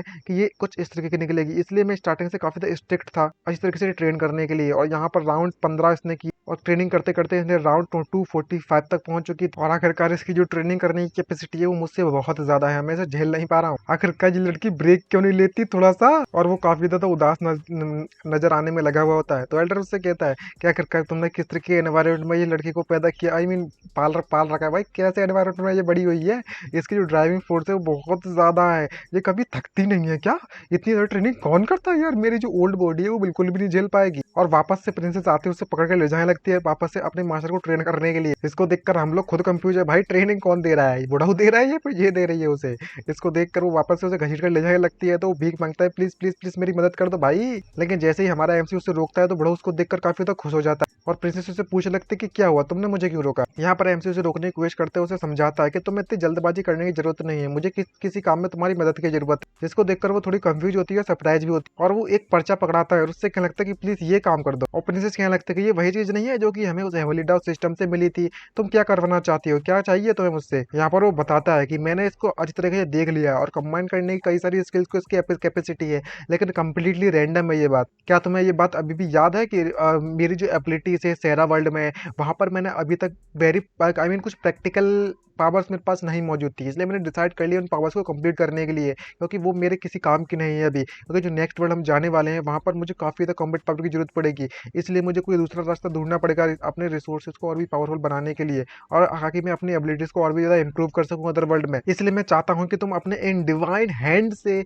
इसको एक्टिवेट करो ताकि मुझे कुछ अच्छा मिल सके। ये बात सुनकर वो पूरी उदास हो जाती है और उससे कहने लगती है कि वाकई में जैसे मिस्टिकल जो स्टफ होती है, चीजें होती है, वो पूरी तरीके से अनरिलायबल है। खैर, तुम्हें ज्यादा सोचने की बिल्कुल भी जरूरत नहीं है, तो बस ट्राई करो ना, इसमें कौन सा तुम्हारा कुछ खर्चा पानी जा रहा है। और जबकि अब हमारी प्रिंसेस को ये ऑप्शन मिल चुका है तो वो बिल्कुल भी ध्यान नहीं देती है और उससे कहने लगती है कि तुम मुझ पर ब्लेम मत करना इस बात के लिए अगर कोई रिजल्ट खराब आता है तो। लेकिन जैसे ही प्रिंसेस उसे एक्टिवेट करती है तो वहां पर पर्पल कलर का आइटम एक्टिवेट हो जाता है। ये देखकर हमारा एमसी भी कंफ्यूज और हमारी प्रिंसेस भी कंफ्यूज, और हमारा एमसी कहने लगता है कि देखा, मैंने तुमसे कहा था ना कि तुम्हारे जो हाथ है उनमें जादू है, जादू। तो प्रिंसेस कहने लगती है कि वाह, ये चीज वाकई में काम कर गई। तो एमसी उस चीज को पकड़कर उसकी तरफ बढ़ने लगता है और क्या लगता है कि चलो देखें आखिरकार ये क्या चीज। और तभी सिस्टम की तरफ से हमारे एमसी को एक ब्लैक होल वाली चीज मिलती है। इसके अफेक्ट के अनुसार जब ये अटैक करेगा तो एक ब्लैक होल बन जाएगा मल्टीपल वर्ड्स में, जिसमें से कोई भी एक रैंडम एलिमेंट बाहर निकलेगा और पावरफुल फोर्स निकलेगी। और इस तरीके के लक को देखने के बाद हमारा एमसी कहते हैं इंप्रेस हो जाता है प्रिंसेस से और उससे कहने लगता है कि हमारा जो फ्यूचर ड्रॉस है वो सारे के सारे ड्रॉस में तुम पर छोड़ता हूँ। और जब इस तरीके से हाथ पकड़ता है तो वो कहीं शर्मा जाती है और उससे कहने लगता है कि मुझे अभी भी मेरी स्वॉर्डमैनशिप को प्रैक्टिस करना है, और जो कल्टीवेशन वर्ल्ड है वो डेफिनेटली हमारे लिए काफी डेंजरस होने वाला है। तो मास्टर, अब हमें यहाँ पर ट्रेनिंग करने के लिए चलना चाहिए। ये देखकर वो काफी शॉक हो जाता है बड़ू और कहने लगता है क्या अब हम अभी भी ट्रेनिंग करेंगे यार, प्लीज यार थोड़ा तो आराम करने तो यार प्लीज मुझे। तभी वहां पर मैंग जी वापस आते हैं, उससे कहने लगते कि देखो तो जरा कोई यहाँ पर कितनी ज्यादा मेहनत करने में लगा हुआ है अपनी स्किल्स को पावरफुल करने के लिए, मुझे वाकई में तुम काफी ज्यादा जेलस महसूस करवाने में लगे हो। तो एमसी उससे कहने लगता है, इसका जवाब देते हैं कि तुम्हें सब्जेक्ट चेंज करने की बिल्कुल भी जरूरत नहीं है। ये जो प्लान था मैंने पहले जो मेंशन किया था, क्या वो वहां पर रेडी है कि एक जगह पर हम एक ही थोड़ी मतलब पूरे वर्ल्ड की जितनी भी स्पिरिचुअल एनर्जी है वो मेन वर्ल्ड की एक जगह पर रिस्टोर कर सकते हैं क्या। जहाँ पर वो कहती है कि हाँ ऐसा कर तो सकते हैं, और ऐसा कहा भी जाता है कि जो करप्टेड वर्ल्ड है उसे यहाँ पर आने में मेन वर्ल्ड में कम से कम 3 मंथ का समय लगेगा, और मैंने तुम्हारे वर्ल्ड की स्पिरिचुअल एनर्जी को एब्जॉर्ब किया है, उसके अनुसार तुम्हारी जो स्पिरिचुअल एनर्जी वो रिकवर होने में लगी हुई है। लेकिन तुम्हारा वर्ल्ड ज्यादा बड़ा होने के कारण इसकी जो वॉल्यूम है वो काफी ज्यादा लार्ज है, इसलिए थोड़ा उसे समय लग रहा है, स्लोली रिकवर हो रही है। और अगर इस तरीके से चलता रहा तो जो 3 मंथ है वो उसे काफी नहीं होंगे इसकी स्पिरिचुअल एनर्जी को वापस से रिकवर होने के लिए, और वो काफी ज्यादा लेट हो चुका होगा तुम्हारे लिए। फिर ये बात सुनने के बाद वो काफी खुश होता है और उससे क्या लगता है कि मुझे इसके बारे में पता है, लेकिन मुझे यहाँ पर पूरी तरीके से रिकवर करने की बिल्कुल भी जरूरत नहीं है। ये बात सुनकर मैगजीन थोड़ी कंफ्यूज होती है और वो एक्सप्लेन करते हैं, उससे क्या लगता है कि मुझे बस इतना जरूरी है कि इंपॉर्टेंट समय पर, सबसे पहली बात इंपॉर्टेंट समय पर वर्ल्ड की जो स्पिरिचुअल एनर्जी है वो एक जगह पर कॉन्सेंट्रेट हो और बहुत ज्यादा हाई लेवल पर। एग्जांपल के तौर पर अगर हम कंसेंट्रेट कर देते हैं और कंप्रेस कर देते हैं स्पिरिचुअल एनर्जी को एक स्मॉल एरिया में, जिससे कि स्पिरिचुअल एनर्जी को लेवल है वो काफी ज्यादा हाई हो जाएगी, ग्रेटली इंक्रीज हो जाएगी। तो कहा जाता है कि नॉर्मली देखा जाए तो जो धर्मा एरा है वहाँ पर वॉर टाइम के समय पर यहाँ पर जितने भी कल्टिवेटर्स है यहाँ पर गॉड से कम नहीं है, वो गॉड के बराबर है। और मैंने इस वक्त हेवनली डाउ के सिस्टम मैनुअल को पढ़ा था, तो हेवनली डाउ ने जो स्पोक पर्सन है वो एक ऐसे इफेक्ट को अचीव करता है जो कि एडवांस परमिशन के हिसाब से वो जैसा चाहे वो उसको कंट्रोल कर सकता है स्पिरिचुअल एनर्जी को। ये बात सुनकर वो काफी शॉक हो जाते हैं और उससे कहते हैं थ्योरेटिकली अगर देखा जाए तो हाँ, तो उन्होंने बिल्कुल सही कहा कि मैं तुम्हें एक और बात बताना चाहती हूँ कि यहाँ पर कभी भी ऐसा किसी ने आज तक इससे पहले कुछ किया भी नहीं है, क्योंकि ये जो ऑपरेशन है वो वॉलेट करता है कई सारे लॉज को, यहाँ पर कई सारे प्रोटोकॉल को भी फॉलो करना पड़ता है, लेकिन तुम सारे प्रोटोकॉल को बाईपास करना चाहते हो। तो एमसी खुश होते हैं, उससे क्या लगता है कि तुम मुझे बस बताओ कि जो मेरे प्लान के हिसाब से क्या जो मेन वर्ल्ड की जो एनर्जी है एक जगह पर वो लेवल पर एक साथ इरेप्ट होने से बढ़िया है कि एक जगह इकट्ठी हो जाए। तो ये बताओ मेरा प्लान काम करेगा या नहीं करेगा, क्या तुम ऐसा कर पाओगे जब मुझे जरूरत पड़ेगी, या फिर ऐसी करने की कोई पॉसिबिलिटी है। ये बात सुनकर देखकर वो उससे थोड़ा सोचती है और कहने लगती है कि ऐसा पॉसिबल तो है, लेकिन मैं तुम्हें एक और बात बता दूं कि ये ऐसा होना, अगर तुम ऐसा करते हो तो इसकी जो कैपेसिटी है वो काफी ज्यादा कम समय तक रह जाएगी, और जब एक बार ये सब पूरी पूरी तरह खत्म हो जाएगी एक बार, तो इसकी जो रेजिस्ट करने की जो एबिलिटी है तुम्हारे मेन वर्ल्ड की, वो भी पूरी तरह से डिस्ट्रॉय हो जाएगी। और तभी इसी तरीके से एक हफ्ता भीतर निकल जाता है, और तभी वहां पर हमारे एमसी और प्रिंसेस को दिखाया जाता है। वो पूछते कि एलिस यहाँ पर अंदर है क्या, तो एमसी एक्सप्लेन करते हैं, उससे क्या लगता है कि तुमने बिल्कुल सही कहा, क्योंकि जो ग्रांड माँ वांग है उन्होंने मुझसे कहा था कि एलिस की जो ट्रेनिंग है कम्प्लीटली, इनिशियल ट्रेनिंग है वो कंप्लीट हो चुकी है और वो बाहर आने के लिए तैयार है। इसको देखकर वो कंफ्यूज होती है और उससे कहने लगती है, प्रिंसेस पूछती है कि ये बंदा आखिरकार वाकई में एलिस एक स्पेशल ट्रेनिंग के लिए गई थी, इसको देखकर लगता तो नहीं है। लेकिन तभी वहां पर उन्हें कुछ अजीब सा महसूस होता है और कोई कह रहा होता है कि थोड़ा सावधान रहना चाहिए, और सामने से हमारा एमसी काफी खुश नजर आ रहा होता है और कहने लगता है कि देखो कोई बाहर आ रहा है। तभी उसमें से एनर्जी बाहर निकलती है अजीब तरीके की, और उसमें से ऐसा लग रहा होता है जैसे कोई मॉन्स्टर बाहर निकलने में लगा हुआ, और पता चलता है कि यह कोई और नहीं बल्कि में हमारी एलिस होती, जिसकी आंखें कुछ अजीब सी दिख रही होती है। तभी हमारा एमसी उसका स्वागत करता है और उससे कहने लगता है कि आखिरकार तुम्हारे साथ क्या चलने में लगा होता है यहाँ पर अभी अभी।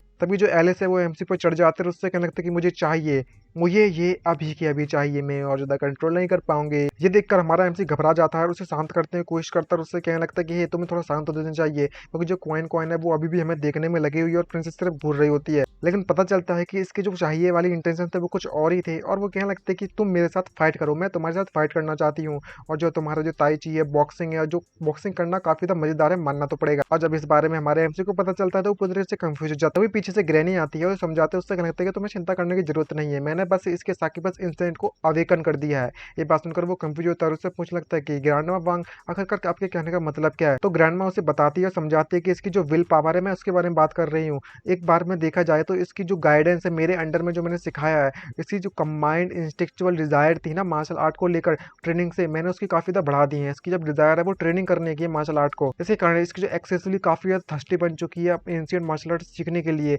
और खासकर बॉक्सिंग सीखने के लिए। अब इसके दिमाग में सिर्फ और सिर्फ एक ही चीज है, वो है फाइट।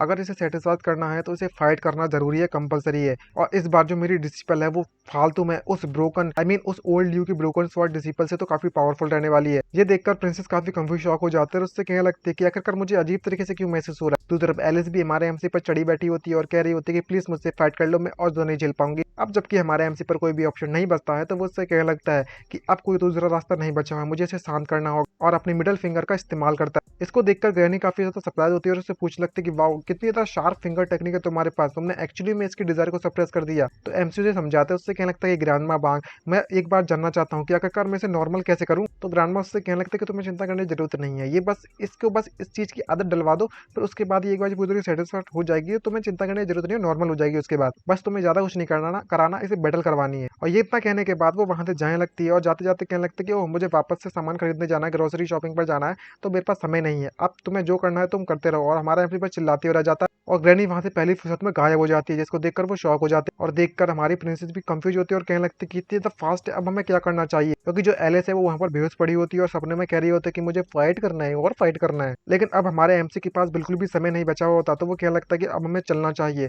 तो प्रिंसेस कहने लगते हैं कि तुम इस बात को लेकर श्योर होगी, ठीक रहेगा। लेकिन अब हमारा एमसी के पास कोई भी मतलब नहीं बचता है ऑप्शन, तो वो कहने लगता है कि जो स्मॉल वर्ल्ड की जो बैटल फील्ड है वो हमारा इंतजार कर रही है, उनके हमारे पास समय नहीं है बिल्कुल भी, और वहां पर वैसे भी उस वर्ल्ड में फाइट्स की बिल्कुल भी कमी नहीं रहने वाली, तो सिर्फ और सिर्फ हम इसे फाइट करने दे सकते हैं, ऐसे सेटिस्फाई करवा कर शांत कर सकते हैं और प्रॉब्लम ऑटोमेटिक सॉल्व हो जाएगी। तो सिस्टम को बुलाता है और उनकी जो टेलीपोर्टेशन है उसे एक्टिवेट कर देता है, और एक्टिवेट करने के बाद कोऑर्डिनेट देता है और वो पूछते हैं कि जो हेवनली डाउ का स्पोक्स पर्सन है, जो हेवनली डाउ की मैनेजमेंट सिस्टम है, प्लीज आप अपनी कमांड दे दिए। एमसी क्या लगता है कि लोकेट करो वर्ल्ड X04, प्रिपेयर करो डिपर्चर के लिए, निकलने के लिए, और सिस्टम वहां से उन दोनों को तीनों को टेलीपोर्ट कराकर उस वर्ल्ड में ले जाने लगता है। और पीछे से वहां पर कोई देखते हो कहने लगता है कि ओह तो अब समझ में आया, इन सभी के सभी लिटिल ब्रेड्स का ये काम है, मानना तो पड़ेगा ये काफी तरह रेस्पेक्टेबल वाला काम है। मैंने तुमसे कहा था ना कि आजकल का जो यूथ है वो हमसे बिल्कुल भी बुरा नहीं है, लेकिन आखिरकार तुम मुझे ये बता सकती हो कि तुम अपने सारे के सारे फाउंडेशन है उसे एक्सपेंड जो किया था उस लिटिल गर्ल की पावर को बढ़ाने के लिए, एट डिजायर को, हेवनली डीमन टेक्निक को उसे प्रोवाइड क्यों करवाया, क्या वो वाकई में इसे हैंडल करवा पाएगी? तुमने इतनी ज्यादा एनर्जी इस्तेमाल कर ली है। ये बात सुनकर ग्रैंडमा उससे कहने लगते कि है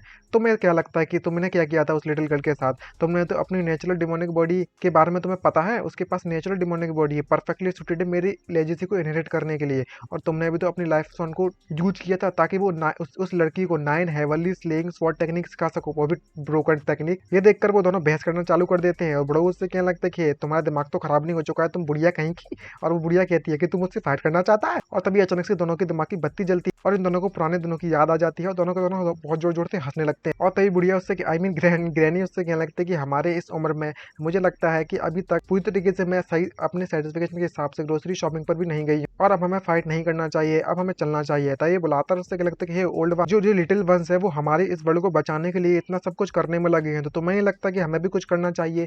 मैं भी उनकी मदद करना चाहता हूँ, तुम्हें भी अपने पुराने दिन याद आते होंगे ना। तो ग्रैनी उससे कहने लगती है कि तुमने बिल्कुल सही कहा। खैर ये देखा जाए तो हमें ये मैटर यंगर जनरेशन में नहीं छोड़ना चाहिए। फिर उन सभी कन्वर्सेशन खत्म होने के बाद एक अजीब सा सीन दिखाया जाता है जहाँ पर हमारे एमसी की अजीब सी मेमोरी चल रही होती और सारी की सारी यादें उसके पास आ रही होती, किस तरीके से इसकी जो ओरिजिनल बॉडी थी वो करप्ट होने वाली थी और ये बंदा मरने वाला। और यहीं पर हमारे एमसी को होश आता है और सारी की सारी जो मेमोरी है इसके साथ ओरिजिनल ओनर की वो सिंक्रोनाइज हो जाती है और कहने लगता है कि ओ मेरा जो माइंड था वो ब्लैंक हो चुका था। और तभी वो सिस्टम को वापस से बुलाता है और उसको देखकर काफी सरप्राइज होता है और कहने लगता है कि तुम्हारे इस मिशन डिस्क्रिप्शन के हिसाब से यहाँ पर एक ऐसा आइटम है जिसे हम लोग हेवनली डाउ रिलिक के नाम से भी जानते हैं। हमें ज्यादा कुछ नहीं करना, बस इसे वापस से कलेक्ट करना है इस आइटम को, लेकिन मुझे तो पता भी नहीं है कि ये कहाँ पर मौजूद है। तभी पीछे से कोई चिल्लाते उससे कहने लगता है कि चैन को रन मेरी मदद करो प्लीज। यहाँ पर पता चलता है हमारा एमसी पीछे मुड़कर देखकर कहने लगता है कि शेड ये फिर से हरकतें दिखाने लगी, क्योंकि जो एलिस की फाइट करने की इच्छा है वो वापस से जाग उठी होती है और वो पागलों जैसी हरकतें करने लगी होती है। और हमारी प्रिंसेस इस एलिस को किसी कुत्ते की तरह ट्रीट कर रही होती है, पट्टा बांध कर कंट्रोल कर रही होती है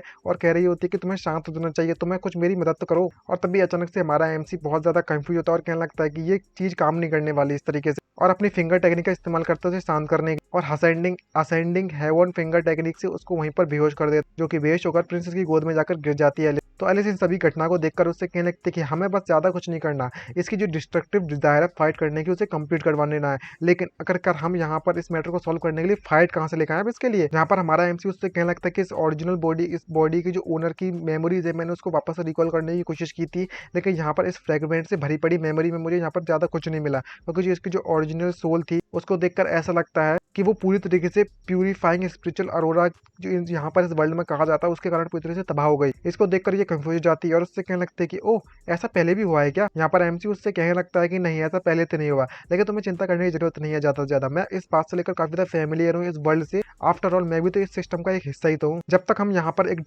सबसे ज्यादा कमजोर डिमोनिक बीस्ट को ढूंढ लेंगे और एलिस को उससे फाइट करने देंगे तो मुझे लगता है कि सबको सिचुएशन ठीक हो जाएगी और अपनी बाहों में उठाकर ले जाए लगता है। उससे कहने लगता है कि मैं इसका ख्याल रखूंगा। हमारी सबसे ज्यादा प्रायोरिटी वाली बात यह है कि हमें इस वर्ल्ड की सिचुएशन के बारे में कुछ भी नहीं पता है, उसके बारे में सबको समझना है हमें। तभी वहां पर हमें प्रिंसेस को कुछ महसूस होता है और कहने लगता है कि वहां पर से देखो ये क्या चीज। और जब हमारा एमसी सामने देखता है तो वो काफी कंफ्यूज हो जाता है और जिसको देखकर एमसी कहने लगता है कुछ तो यहाँ से ऊपर से आसमान से बाहर आ रहा है। और जब वे लोग ध्यान से देखते हैं तो पता चलता है कि बहुत ही बड़ी वॉरशिप वहां से उड़ते हुए आने में लगी होती है उनकी तरफ और वो काफी तेजी से आगे बढ़ रही है। तभी अचानक से दो लोग वहां पर उसमें से कूदते हैं, जिसको देखकर एमसी कंफ्यूज हो जाता है और कहने लगता है कोई तो आया यहाँ। प्रिंसेस को देखकर कंफ्यूज हो जाती है और कहने लगते हैं कि ये लोग ह्यूमन तो नहीं लगते यहाँ पर। तभी बीस्ट जैसे दिखने वाले दो लोग उनके पास आते तो प्रिंसेस अपनी तुरंत स्वॉर्ड निकाल लेती है, लेकिन हमारा एमसी उसे स्वॉर्ड निकालने से रोक देता है और उसे वहीं पर उसे रोकने के लिए कहता है। वो दोनों उसके पास आकर कहने लगते हैं कि किसकी इतनी हिम्मत आ चुकी है कि हमारे इस अजूरा क्लाउड साइड के फॉरबिडन ग्राउंड में आने की। और जैसे ही दोनों के दोनों उनको देखते हैं तो काफी शॉक हो जाते हैं और कहने लगते हैं कि ये तो एक ट्रू ह्यूमन है, वो भी दोनों के दोनों ट्रू ह्यूमन, और उसके साथ एक अनकॉन्शियस हाफ ह्यूमन भी मौजूद है।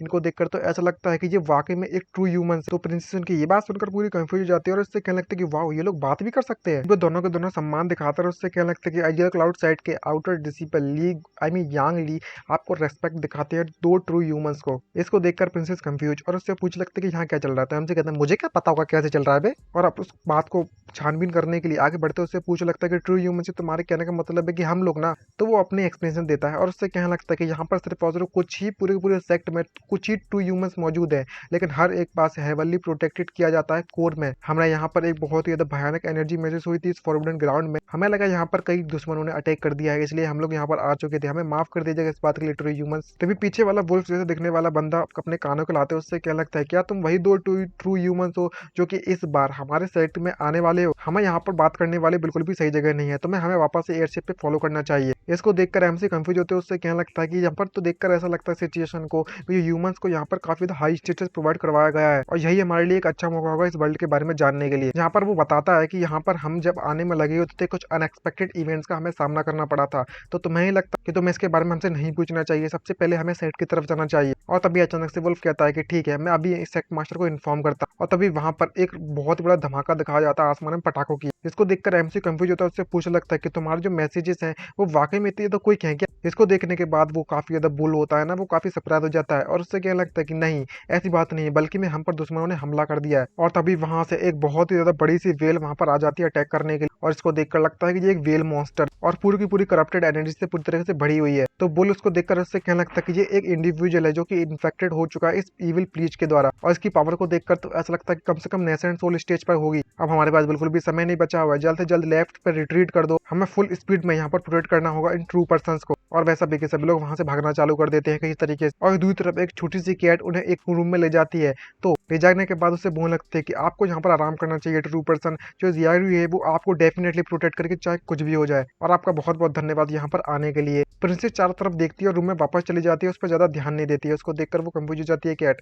और उससे कहने लगती है ये कोई कोइंसिडेंस वाली बात है क्या। लेकिन आखिरकार ऐसा देखकर क्यों लगता है कि जो ट्रू पर्सन है वो मुझे ऐसा फीलिंग दे रहे हैं जैसे कि वो उनके पास कोई कल्टीवेशन मौजूद हो। यहाँ पर हमारा एमसी प्रिंसेस से पूछता है कि तुम मुझे बताओ कि तुमने आखिरकार क्या ऑब्जर्व किया है। तो प्रिंसेस एक्सप्लेन करते हैं, उससे कहने लगते हैं कि सबसे पहली बात तो ये है कि हमारा जो स्टेटस है इस वर्ल्ड में लगता है कि बहुत ज्यादा हाई है, और वह सभी के सभी लोग हमें ट्रू पीपल या फिर ट्रू ह्यूमंस कहकर बुलाने में लगे हुए हैं। इनको देखकर तो ऐसा लगता है कि हमारी अपीयरेंस के कारण ऐसा कह रहे हैं ये लोग। और दूसरी बात यह है कि उनकी आंखों में जो ट्रू पीपल है उनके पास किसी प्रकार की कोई भी कॉम्बैट एबिलिटी मौजूद नहीं है, तो उन्हें उनकी इन लोगों की प्रोटेक्शन की जरूरत पड़ती है। दूसरी तरफ जो कैट बाहर वो देखकर काफी घबराई हुई होती है और कह रही होती है कि जो जिया रुई है वो हमेशा ट्रू पर्सन को प्रोटेक्ट करेगी चाहे कुछ भी हो जाए। और यहाँ पर प्रिंसेस एमसी एक और बात बताती है कि यहाँ पर जो इविल प्लीज के बारे में जो लोग बात करने में लगे हैं वो कुछ और नहीं बल्कि मैं करप्टिव फोर्स के द्वारा करप्ट कर दिया गया जा चुका है उसके दिमाग को, उसकी पूरी बॉडी को। ये उनको इविल प्लीज के नाम से जानते हैं जो कि अटैक करने में लगे हुए होते हैं। दूसरी तरफ उनकी फाइट उनके साथ चल रही होती है और वह लोग तोपों का इस्तेमाल कर रहे होते हैं, और तभी वहां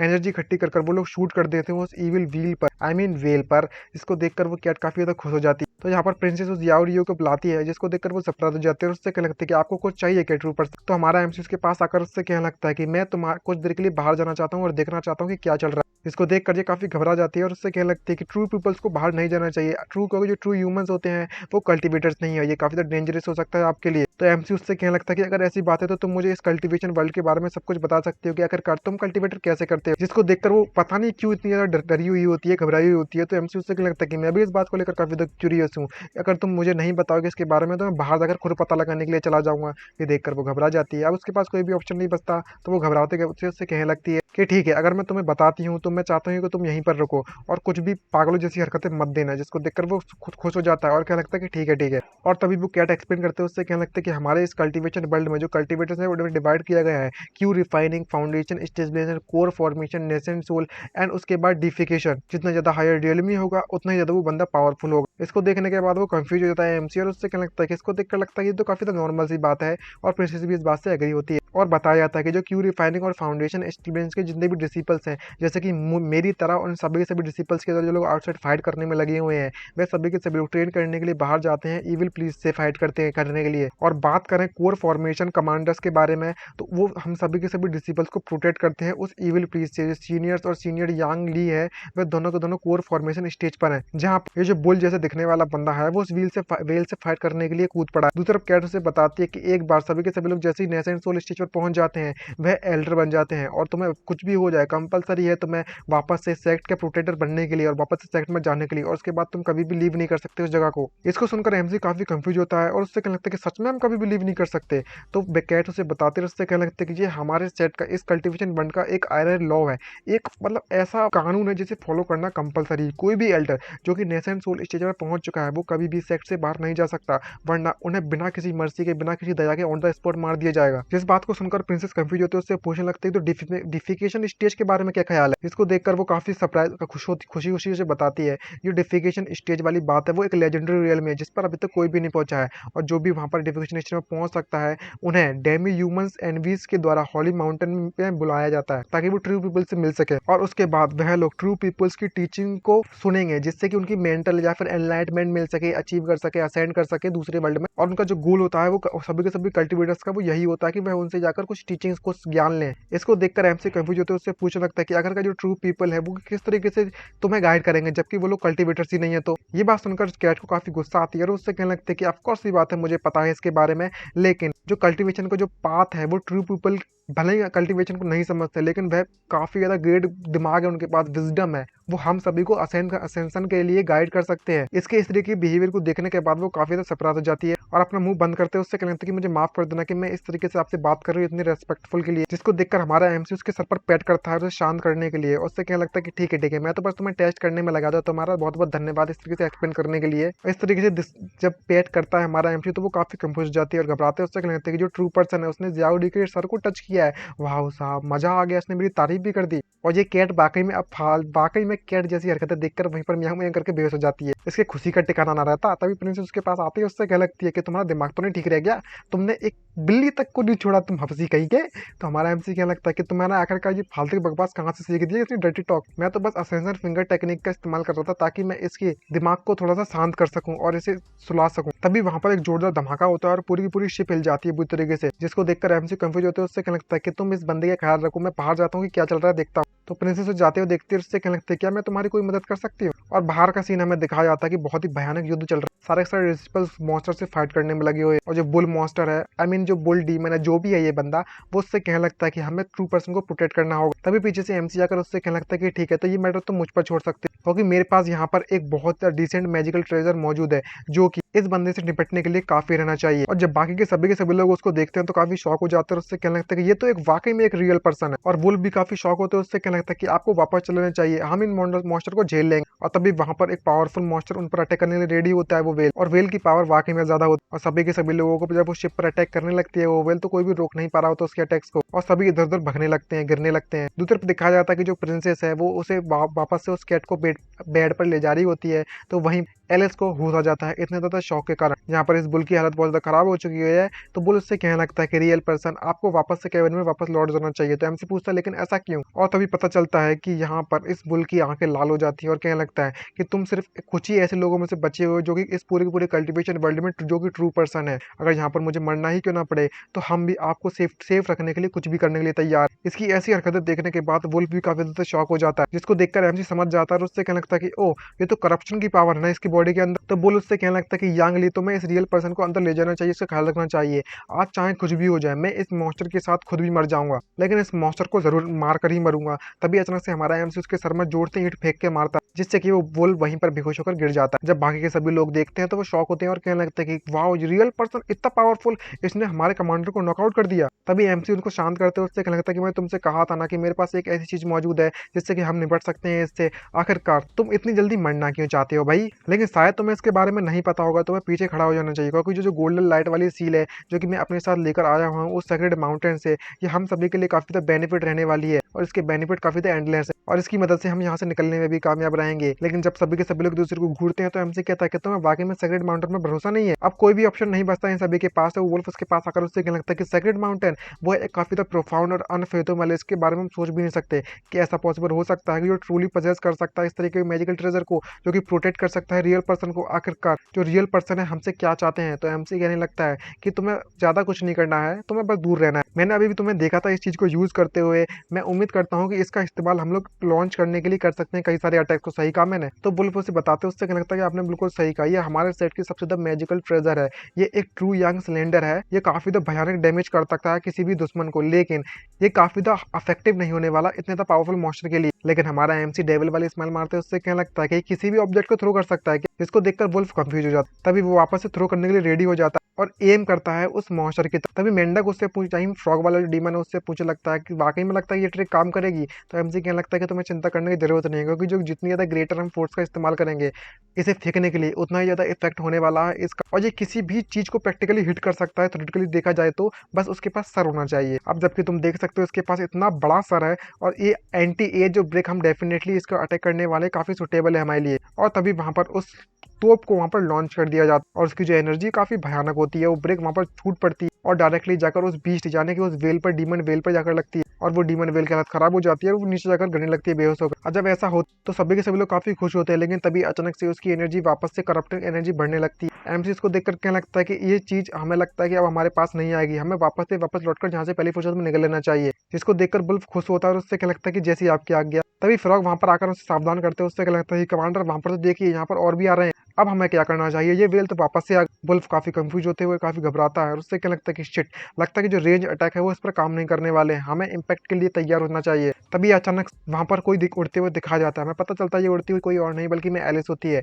जो कि उस वेल पर डायरेक्ट अटैक करने के लिए कूद पड़ती है, और उसके एक्सप्रेशन काफी डरावने होते हैं और काफी खुश नजर आ रही होती है। और उससे लगता है कि फ्लैश भाई, इतना ज्यादा प्लम फ्लैश, चाहे मजा आ गया भाई, अब तो जैसे मैं हिट करूंगी, और पागलों की तरह उस वेल पर कूद पड़ती है अटैक करने के लिए एलिस। और जब ऐसा होता है तो प्रिंसेस बाहर आती है और उससे लगता है कि मुझे माफ कर देना कि मैंने बिल्कुल भी इस पर बिल्कुल भी ध्यान नहीं दे पाया। लेकिन जब बाहर आकर देखती तो पूरी तरह से कंफ्यूज होती है किस तरीके से सभी के सभी लोग बस एलिस को घूरने में लगे हैं, क्योंकि एलिस की जो हरकतें होती हैं वो बिल्कुल पागलों जैसी लग रही होती है, इसका दिमाग खराब हो चुका है, वो बस उस वेल को मारे जा रही है, मारे जा रही है। यहाँ तक कि वो वेल भी भीख मांगने लगती है, भाई माफ कर दो, इतना कौन मारता है। इसके इस तरीके के बिहेवियर को देखने के बाद वुल्फ पूरी तरीके से कंफ्यूज होता है, और कंफ्यूज होते हैं मन में सोचते हुए क्या लगता है कि एक हाफ रियल पर्सन का जो एनवी आया हुआ है इनके साथ, इनको देखकर तो लगता है कि ये पूरी तरह से क्लूलेस नहीं है कल्टीवेशन को लेकर। जो रियल पर्सन है उसको देखकर तो ऐसा लगता है कि काफी पावरफुल है। मैंने तो बस इतना सोचा था कि ये थोड़ा ही पावरफुल होंगे, लेकिन ये तो काफी पावरफुल है। और उससे पूछ लगता है डायरेक्टली हमारे एमसी से, क्या ये जो पर्सन तुम्हारे साथ है वो वाकई में एक रियल पर्सन है जिसे हम लोग ढूंढने में लगे हुए हैं क्या। और जब एलिस से बुरी तरीके से ढूंढना चालू कर देती तो वेल भी कुछ नहीं करती, और फाइनली वो वेल वहीं पर जब गिर जाती है तो एलिस वापस से अपने मॉन्स्टर रूप में आते हैं। उससे कहने लगती है कि डिस्ट्रक्शन काफी ज्यादा अच्छा महसूस होता है और काफी खुश नजर आ रही होती है, और इस वेल की हालत वाकई में बहुत ज्यादा खराब हो चुकी होती है ऑलरेडी। लेकिन तभी अचानक से वो जब जाकर वहां पर नीचे गिरती तो वो वेल पूरी तरीके से डिस्ट्रॉय हो जाती है। अब उसके पास कोई भी ऑप्शन नहीं बस, अब वो फाइनली में एक बहुत ही ज्यादा पावरफुल अटैक किया जाता है उधर। जो वेल जब बिल्कुल भी हार मानने की कगार पर नहीं आती है तो उसके पास कोई भी ऑप्शन नहीं होता सेल्फ डिस्ट्रक्ट के लिए, और बहुत ही ज्यादा भयानक अटैक कर दिया जाता है उस पर। तभी वहां पर हमारी एलिस उस जगह से उड़ते उड़ते आती है काफी पावरफुल फोर्स के साथ, और वापस से उस शिप पर लैंड कर जाती है। इसको देखकर वो भालू जैसा बंदा काफी डर जाता है, और एलिस के एक्सप्रेशन कुछ अजीब ही होते हैं और कहने लगते हैं कि यार मजा आ गया भाई, कतई सेटिस्फेक्शन मिल गई मुझे। और इतना फाइट करने के कारण वो काफी ज्यादा थक चुकी होती है और वहीं पर बेहोश होकर गिर जाती है। तो एमसी उसकी तरफ भगते हुए आता है, उससे कहने लगता है कि मुझे माफ कर देना, एक्सक्यूज मी, मैसेज ले जाना चाहूँ, मुझे माफ करना, क्योंकि जो मेरा जो फ्रेंड है वो काफी ज्यादा थक चुकी है और इसने इमोशनल इशू का सामना करना पड़ रहा है, तो प्लीज उसके इस बिहेवियर को माफ कर देना। तुम सभी के सभी को लोग बस अपना काम करना चाहिए, अब हमें अंदर चलना चाहिए। और जब अंदर चले जाते हैं तो प्रिंसेस से कह लगते हैं कोई भी हमें डिस्टर्ब नहीं करेगा, जिसको देखकर सभी के सभी लोग पूरी तरह से कंफ्यूज और समझ नहीं आ रहा था कि चल क्या रहा, और आपस में एक दूसरे से बात करते हुए उससे कहने लगते हैं कि जो अभी भी जो हाफ डीमन है उसने अभी भी एक नेसेंट सोल स्टेज करप्टेड बंदे को मारा है, डीमन को मारा है। इसको देखकर तो ऐसा ही लगता है, इसका मतलब जो गोल्डन मार्क था वो वाकई में सच है, ये पर्सन वाकई में इसके पास जो वेपन है वो काफी पावरफुल है, मानना तो पड़ेगा। हमें नहीं पता था कि सेक्रेड माउंटेन के पास इस तरह के आर्टिफैक्ट भी मौजूद है। मैं भी वाकई में देखना चाहता हूँ और ज्यादा आर्टिफैक्ट को, और बुल्फ को यहाँ पर कुछ तो सोच रहा है, कुछ तो गड़बड़ है। तभी वो कैटा को दिखाया जाता है मुस्कुराते, उससे कहने लगता है कि ट्रू पर्सन तुम तो वाकई में काफी अमेजिंग हो, किसे पता था कि आप नेसेंट सोल वाले कल्टीवेटर मॉन्स्टर को इतनी ज्यादा आसानी से हराने में कामयाब रहोगे, प्लीज मुझे भी सिखाओ इसके बारे में, कैसे आप मुझे बता सकते हो कि सेक्रेड माउंटेन है वो किस तरह से दिखता है। तो एमसी उससे कहने लगता है खैर इस बारे में भूल जाओ, यहाँ पर एक और चीज है जो मैं बात करना चाहता हूँ। तभी पीछे से कोई आकर उनसे कहने लगता है कि ट्रू पर्सन क्या मैं आपसे कुछ बात कर लूँ क्या। तो इसको देखकर वो कंफ्यूज होता है, उससे कहने लगता है कि ये तो वही वाला वुल्फ डीमन है ना। तभी वुल्फ डीमन जैसे ही अंदर आता है तो वो कैट उससे कमांडर कहकर बुलाती है। वुल्फ डीमन उससे कहने लगता है कि तुम अब यहाँ पर हमें छोड़कर जा सकती हो, हमारे पास वैसे भी हम इस ट्रू पर्सन से कुछ डिस्कस करना चाहते हैं। और जब वो चली जाती है वहां से तो जाते जाते कहने लगते हैं कि मैं तुम्हारे साथ खेलने के लिए वापस बाद में आऊंगा। जहाँ पर हमारा वुल्फ उसके सामने झुकता है और उससे कहने लगता है कि जो जियाओरी है वो काफी ज्यादा यंग है और काफी ज्यादा क्यूरियस रहती है नई नई चीजों के लिए, तो उसे माफ कर देना इस बात के लिए ट्रू पर्सन। तो एमसी उससे पूछता है कि कोई बात नहीं कोई बात नहीं, तुम मुझे ये बताओ कि तुम मुझसे क्या डिस्कस करना चाहते हो। तो वो उससे पूछने लगता है कि मैं उम्मीद करती हूँ कि तुम सच सच मुझे सबको सच सच बताओगे और मुझे बताओगे कि आखिरकार तुम हो कौन। इस बात को देख सुनने के बाद हमारी प्रिंसेस भी कंफ्यूज होती है, उसे घूरने लगती है, जिसको देखकर एमसी उससे पूछता है कि तुम ऐसा क्यों कह रहे हो मुझसे। तो वुल्फ उससे मना करते हैं, उससे कहने लगता है कि जो तुमने मुझसे कहा था इससे समय की मेरे डिसिपल्स को तो बेवकूफ बना सकते हो उसके बारे में, सेक्रेड माउंटेन के बारे में, लेकिन मुझे बेवकूफ बनाना इतना आसान नहीं है, क्योंकि उस सेक्रेड माउंटेन में यहाँ पर कोई भी इस चीज का आर्टिफैक्ट नहीं है जिसका नाम गोल्डन लाइट मार्क से रखा गया हो, और ना ही यहाँ पर कोई भी ऐसा आइटम रिलेटेड है जो कि करंट हेवनली डाओ सिस्टम को एनर्जी को करप्ट होने से बचा सके। मुझे पता है कि तुम लोग हमें नुकसान नहीं पहुंचाना चाहते हो, लेकिन हमारे सेट की सेफ्टी के लिए मैं उम्मीद करता हूँ कि तुम सच सच बता दोगे हमें। तो हमारा एमसी के पास कोई भी ऑप्शन नहीं बचता है, तो वो इससे कहने लगता है कि ज्यादा चीज तुम्हें नहीं बताएंगे तो इससे तुम्हारे लिए परेशानी खड़ी हो सकती है। लेकिन हमें भी हमारे भी कुछ क्वेश्चन है तो तुमसे पूछना चाहते हैं, लेकिन सीधे शब्दों में कहें तो हम लोग इस वर्ल्ड से आउटसाइड से आए हुए हैं। अब तुम खुद अंदाज लगा लो। जिसको देखकर वो काफी शॉक होता है, उससे कहने लगता है कि ऐसा पॉसिबल हो सकता है कि तुम वाकई में दोनों को दोनों ट्रू पर्सन हो जो कि हेवन से भी दूर से आए हुए हैं। तो हमारा एमसी उससे कहने लगता है कि हाँ तुम ऐसा कुछ कह सकते हो, क्या तुम्हें इसके बारे में पता है? जहाँ पर वो बोल्स हमारे एमसी को सब कुछ बताता है और उससे कहने लगता है कि मेरे करंट सेक्ट लीडर ने मुझे एक बार कहा था कि जो करंट का जो ट्रू पर्सन है यहाँ पर सेक्रेड माउंटेन पर, वो विजिटर था